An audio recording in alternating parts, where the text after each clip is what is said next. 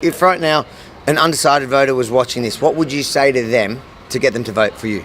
Well, I would tell them, have a look at my content, check out what I stand for. I would ask them some serious questions. How do they feel about the woke agendas that have infiltrated our schooling system? How do they feel about businesses being arbitrarily shut down under this arbitrary state of emergency? Are they comfortable with this government? How do they feel about our manufacturing being sold down the drain? If they're not happy with any of those things, then I would encourage them to go to my website, morgancjonas.com, read my policy positions and make an informed decision if they think that I'm the sort of person they'd like to support. So ultimately it comes down to the voter. We need voters to be informed about who they vote for, understand who they are, so that we can hopefully turn this situation around. So I'm going to start by just playing the intro to this interview that you did with Neil Mitchell. Yeah, go for it. But they're going to be powerful wackos and fringe dwellers. I don't know why you want to vote for them. I think I know. I think it's sheer frustration with the major parties. But the news poll today in the Australian shows that 27% of the voters could be voting for independents or minor parties. That puts them in an extraordinarily powerful position. On the line, Morgan Jonas is running as an independent senator for Victoria. Morgan Jonas, good morning. G'day, Neil. How come you're calling all these independents wackos? Because not very nice. No, it's not nice. What makes you say that? He agrees it's not nice. What about the major parties, mate? Look what they've done to this country. I reckon they're the wackos.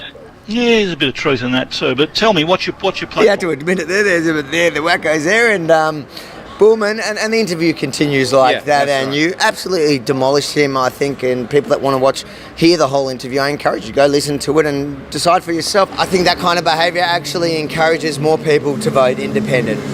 But we'll find out in 2 weeks. Yeah, we sure will, and I had a very positive response, and a lot of people reached out to me who said, I wasn't really sure who to vote for, Morgan. My vote is locked in with you after listening to you hand it to Neil Mitchell. I feel a bit sorry for them. They're a bit senile. Their platforms are, they're depreciating by the hour.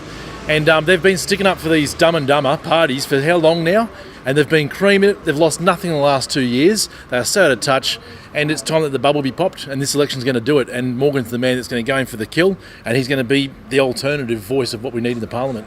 I'm really excited. He only needs 630,000 votes to get elected. There's that many in the freedom movement. RDA came from nothing to something in 2 years, so why can't he get in? And we have a lot of support, and RDA supports Morgan 100%. Obviously, if you're a freedom fighter, then you should be voting for him number one. It's really as simple as that. So I think we can do it. So tell us, who is this Morgan Jonas?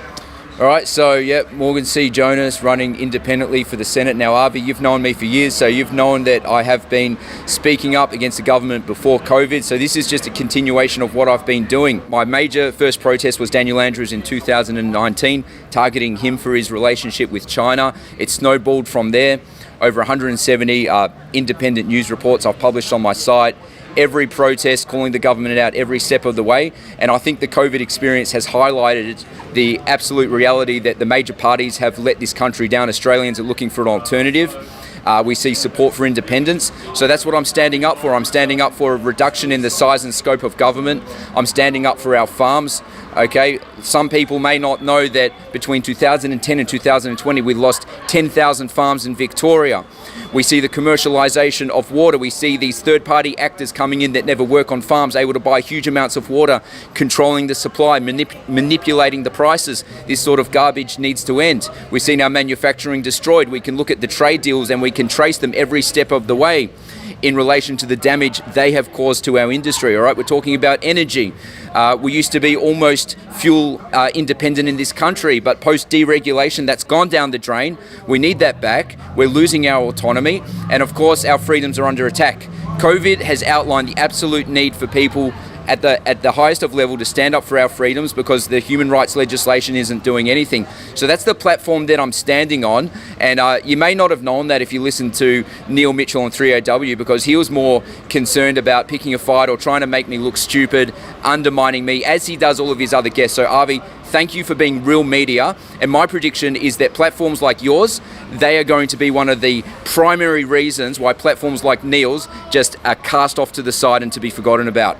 Well, I appreciate that. Morgan, you certainly sound clear to me about what you stand for. But the question I guess that people have is, you're one guy.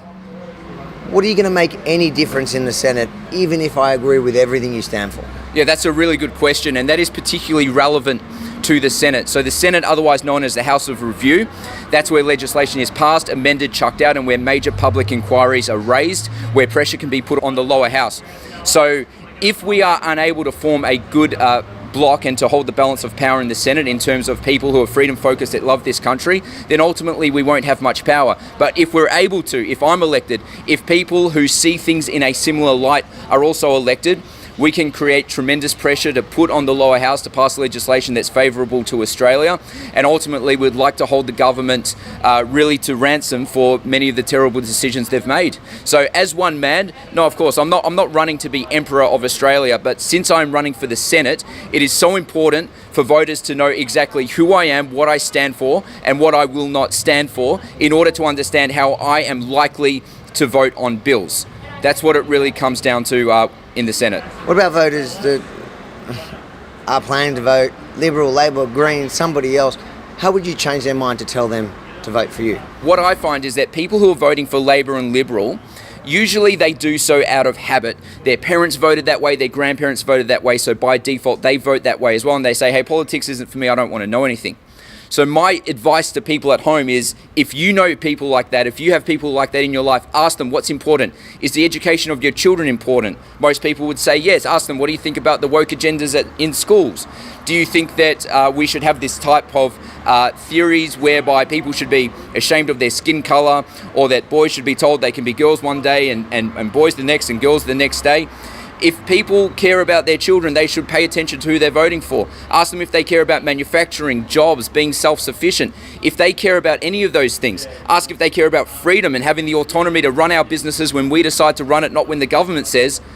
If they care about those things, then they must look at alternatives to Labor and Liberal. You vote for the major parties, you get the same. So that's the message. If you think that these freedom-focused candidates deserve or should have a platform, even if the mainstream media refuses to give them one, make sure to like, comment, and most importantly, share it far and wide. Then head over to ozdecides.com to sign up for our mailing list and donate what you can to ensure that we can continue to tell the other side of the story this election. AUS, ozdecides.com. And a little secret, we also plan to challenge some of the fake, independents and those cowardly major party candidates that the media have given a free pass to so far. Watch this space, ozdecides.com.